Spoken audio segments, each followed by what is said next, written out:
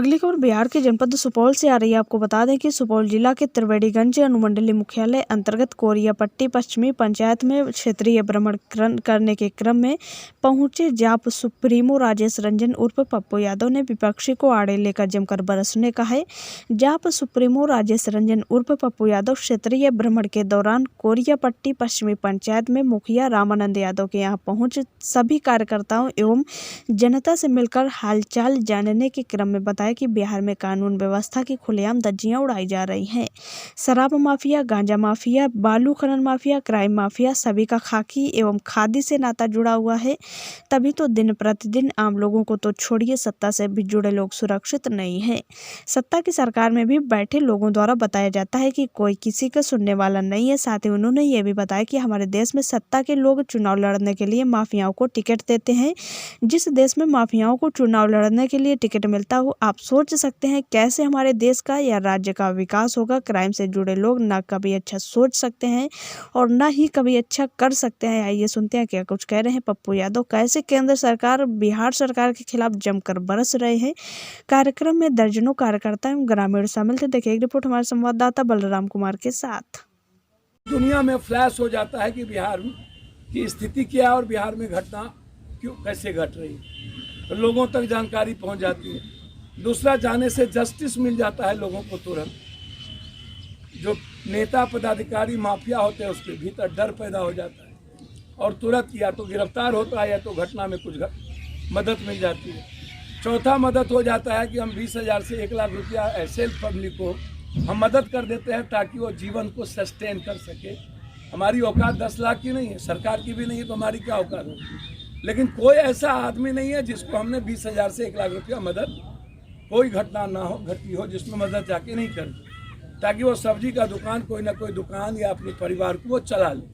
आज ही हम गए जहाँ पर प्रदीप साहब कितना निगेटिव जाता है, जब वो कोई स्पीच देता है कितना निगेटिव जाता है।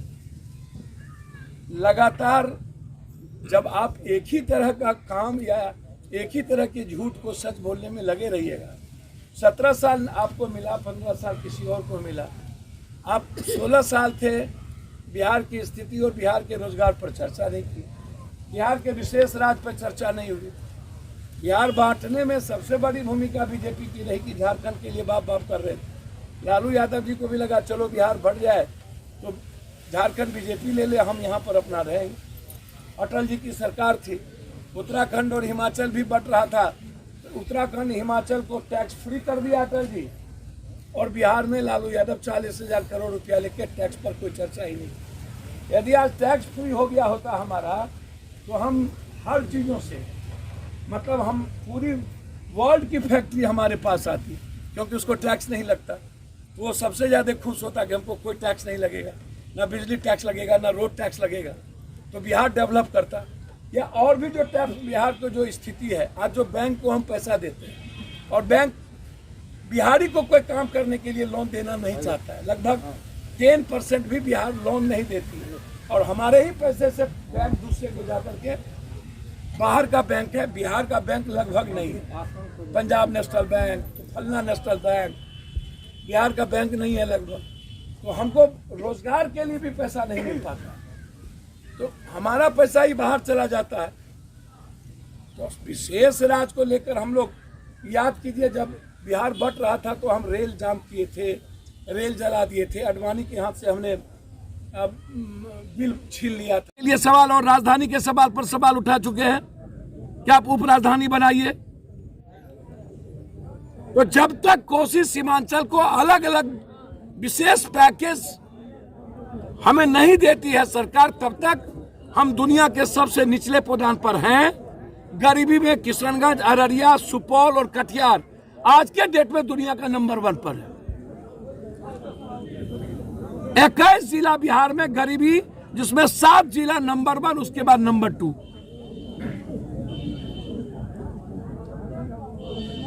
कोसी सीमांचल के लिए हम लोगों को मिलकर, बिना किसी राजनीति के, जिसकी क्षमता बहुत ज्यादा है, हम सिर्फ मक्का और मखान, धान, बाढ़ से मुक्ति दे दे हमें, दूध और फूड प्रोसेसिंग पर हम कोसी सीमांचल को दुनिया का नंबर 1 बना सकते हैं। और यहाँ के मजदूरों के पलायन को हम रोक सकते हैं।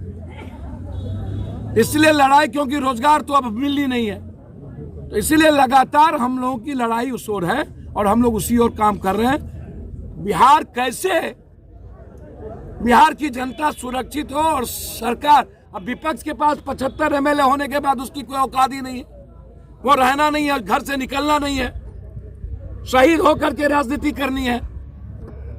जब अनुकंपा और बैसाखी पर राजनीति करिएगा, संघर्ष का रास्ता पता नहीं होगा, तो 75 एमएलए हो जाए या 200, आप बिहार का निर्माण कैसे कर पाइएगा? आप 15 साल 17 साल आप 2 साल नीतीश जी के साथ रहे, 16 साल 17 साल नीतीश जी रहे, 15 साल पहले लालू जी 2 साल रहे, तो किसने रोका आपको रोजगार देने के लिए? क्यों आपने बिहार को टैक्स माफ नहीं किया? इसीलिए 7 तारीख को रोजगार के सवाल पर और नेता पदाधिकारी और माफियाओं के शराब, जमीन और बालू के नेक्सस के सवाल पर विशेष राज पर गवर्नर हाउस मार्च, और आज पूरे बिहार में पतला दहन, और 23 तारीख से बिहार बचाओ रोजगार यात्रा, बिहार की आजादी के सवाल पर गया के धरती से ही कि 17 साल और 16 साल में बिहार कहां पहुंची है और इसके जिम्मेदार कौन है, इन सवालों को लेकर एक एक जनता तक हम जाएंगे। सर एक चीज बताइए, ये आप जो अभी बालू माफिया, भू माफिया और पदाधिकारी जो बात नहीं सुनते हैं या क्राइम के बाद में, किसकी कमी आपको नजर आ रहा है? क्या कारण है जो ऐसा हो रहा है? स्पीकर से पूछिए ना, संजय जायसवाल से हमसे पूछ रहे हैं। स्पीकर कह रहा है मेरी औकात नहीं, तो खुद अपने मुंह से कहा कि सारा थानेदार बालू माफिया है, मेरा फोन नहीं उठाता है। संजय जायसवाल कहा कि हम मर्डर हो गया रामगढ़वा में, संग्रामपुर में, पप्पू यादव को जाना पड़ा, बोला मेरी कोई औकात ही नहीं है, मैं क्या करूं, बीजेपी का अध्यक्ष है, डबल इंजन की सरकार है। तो इतना कायर, कमजोर और लाचार आदमी पद पर है क्यों? ऐसे लोगों को चुनाव क्यों होती है? रिजाइन कर देना चाहिए। या स्पीकर कुर्सी पर आप बैठे हैं, गवर्नर उधर है, संजय जायसवाल को कहिए एक लव लेटर चिट्ठी लिखे समर्थन वापस लीजिए और सरकार गिरा दीजिए। हालात अच्छे नहीं है, आप बोल रहे हैं, ये बात तो सही है। सभी दल एमएलसी में है, इंटायर माफिया अपराधी को टिकट दे दिया, जो शराब में, जमीन में, बालू में इन्वॉल्व है, टेंडर में इन्वॉल्व है, वो लोग चुनाव लड़ते हैं। अब 10,000 से 1 लाख रुपया वोट की कीमत बढ़ गई, तो फिर भाई मुखिया, जिला परिषद, वार्ड सदस्य और वार्ड काउंसलर चुनाव कैसे लड़ेगा? पंचायती चुनाव का मतलब है जनप्रतिनिधि को चुनाव लड़ाना चाहिए जैसे, तो अब माफिया को क्यों लड़ा रहे हैं? इसका मतलब है कि आपको अच्छे लोगों पर, भले लोगों पर, पढ़े लिखे लोगों पर भरोसा नहीं है। आप वोट तो लेते हैं गरीब की और टिकट देते हैं इन अपराधी, माफिया और 47 चलाने वालों को। सर लगातार नवनिर्वाचित पंचायत प्रतिनिधियों, वार्ड सचिव मर रहे हैं, सीतामढ़ी में मुखिया पर हमला हुआ, उसके भाई मर गए, कुशवाहा जी की हत्या हुई, लगातार जितने मुखिया पंडारक भी हुए, सभी जगह पप्पू यादव के अलावा तो कोई गया नहीं। तो ये जो आपसी रंजिश बढ़े हैं और सुरक्षा नाम की चीज नहीं रह गई है, डर नहीं रहा है, जिसकी लाठी उसकी भैंस, तो हालात अच्छे तो नहीं है। आम आदमी ही सुरक्षित नहीं है, तो फिर जनप्रतिनिधि क्या सुरक्षित होगा? आज सुनते हैं कोई बयान दिया है कि राइफल जिला परिषद को दिया जाएगा। अब भैया जिला परिषद को राइफल रखने के लिए भी हमारे बगल में इंस्पेक्टर बॉडीगार्ड चाहिए। अब ये कहाँ से यार राइफल कहाँ चलाएंगे बेचारी? या इनका हस्बैंड कहाँ से राइफल लेके रखेगा? भैया ये माफिया ही ना चुनाव लड़ेगा हो, तो कोई पढ़ा लिखल भला लोग तो चुनाव लड़ेगा नहीं, सब लुटेरा फुटेरा कुटेरा चुनाव लड़ेगा, तो विरोध तो करना पड़ेगा। विशेष राज के अलावा कोई रास्ता नहीं है। सबने मिल के बिहार का समाप्त किया है। नीतीश कुमार जी अटल जी के साथ थे, विशेष पैकेज नहीं ले पाए, इनको टैक्स फ्री कराना चाहिए था। लालू यादव जी 40,000 करोड़ रुपया लेके चुप हो गए। वो 40,000 करोड़ रुपया सरकार में कहाँ खर्च हुई वो लालू यादव जी से पूछिए। हमने कई बार हिसाब मांगा, उसकी नहीं मिली उस वक्त, जबकि उत्तराखंड और हिमाचल का टैक्स फ्री किया था अटल जी। और अभी नरेंद्र मोदी ने 20 साल के लिए जम्मू कश्मीर का, जहां पर इसको मन होता है टैक्स फ्री करता है और जहां इसका मन नहीं होता है ये टैक्स फ्री नहीं करता है। हम टैक्स फ्री बिहार चाहते हैं। इकोनॉमिकल जोन के रूप में आप बिहार को टैक्स फ्री करिए, या विशेष राज्य का किस मुंह से कहे थे गांधी मैदान में कि हम विशेष राज्य देंगे? ले लो, 1 लाख ले लो, 2 लाख ले लो, 9 लाख ले लो, न तो मर गया, न तो उसको नौकरी मिली और न तो पैसा दिया। जिस प्राइम मिनिस्टर को पैसा देने की औकात नहीं, नौकरी देने की औकात नहीं बम विस्फोट में, वो दे क्या सकता है? इतना झूठा फरेबी, इतना धोखेबाज, इतना धूर्त प्राइम मिनिस्टर दुनिया में आप शायद कभी नहीं देखे हो। बस इसके पास एक तो दिमाग है, या तो ईवीएम या तो हिंदू मियाँ को करो और कुर्सी पर बैठो। दूसरा इसके पास कुछ भी औकात नहीं। कि प्रदीप शाह जी को गोली मार दिया गया। उसके पहले बिहारीगंज में एक मुखिया जी की हत्या हुई थी। लगातार कोई ऐसा दिन नहीं है। कल हम गया में थे। गया की घटना में अभी तक सरकार ने सही तरीके से नहीं सुना और वहां राइफल बंदूक की ताकत के नोक पर बालू ढोने की और आतंक फैलाने की तैयारी हो रही है। मैं सरकार को चुनौती देता हूं, यदि परसों तक निपुण शर्मा, कौशल शर्मा, नवीन शर्मा और सिंडिकेट के मेंबर और इन माफियाओं पर कार्रवाई नहीं हुई और थाना प्रभारी निलंबित नहीं हुआ और बालू की ढुआई जो आम आदमी चाहता नहीं हुआ, परसों के बाद उसी नदी में हम टेंट लगाएंगे। जितनी गोली और ताकत होगी हमको मार के खत्म कर लेना। जब तक माफियाओं का आतंक खत्म नहीं होगा तब तक मेरा धरना गया कि उसी नदी से शुरुआत हो। छोड़ेंगे नहीं। जो पदाधिकारी इन्वॉल्व है उसमें डीएसपी हो या कोई, उसको मुअत्तल करिए, उसकी इंक्वायरी करिए। जैसे दरभंगा की घटना पर हमने सीबीआई इंक्वायरी की मांग की है कि आपने जिंदा जला दिया। आखिर क्यों? यह हिम्मत अपराधी माफिया को और नेताओं को आता कहां से है? कोई ऐसा शहर नहीं है जहां का एमएलए, जहां का एमपी, जहां का मिनिस्टर जमीन और शराब के धंधों में इन्वॉल्व ना हो। पूरा का पूरा शराब, जमीन, बालू का धंधा में एमएलए, मिनिस्टर, लगभग 95% एमएलए, एमपी, मिनिस्टर इन्वॉल्व है।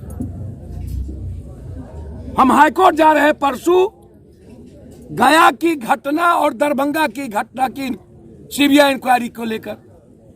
हाईकोर्ट में हम फाइल करेंगे कि सभी नेता, जमीन और शराब माफिया और बालू माफिया का जो नेता से नेक्सस है उसकी संपत्ति की जांच हो। अभी मैं मोतिहारी जा रहा हूं जहां 2 मर्डर हो गया है। पटना में परसों 3 यंग लड़के को गोली मार दी गई, 2 डेथ कर गए।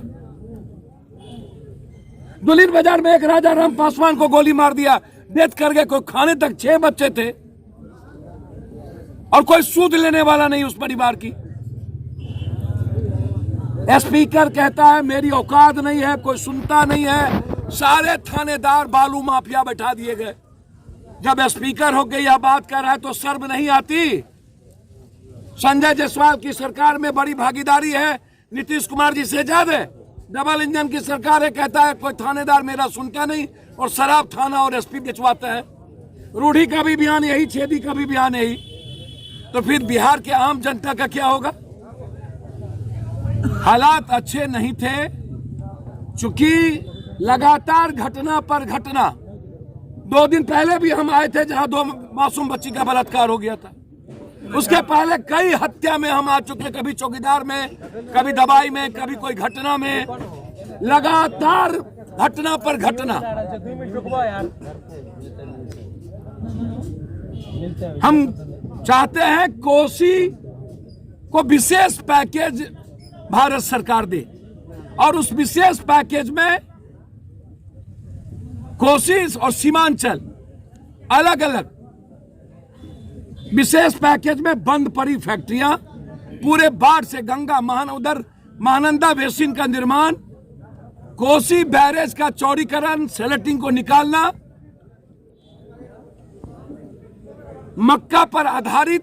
मखान पर आधारित फैक्ट्री का निर्माण हर परिस्थितियों में, और दूध उत्पादन की क्षमता हमारे इलाके में सबसे ज्यादा है।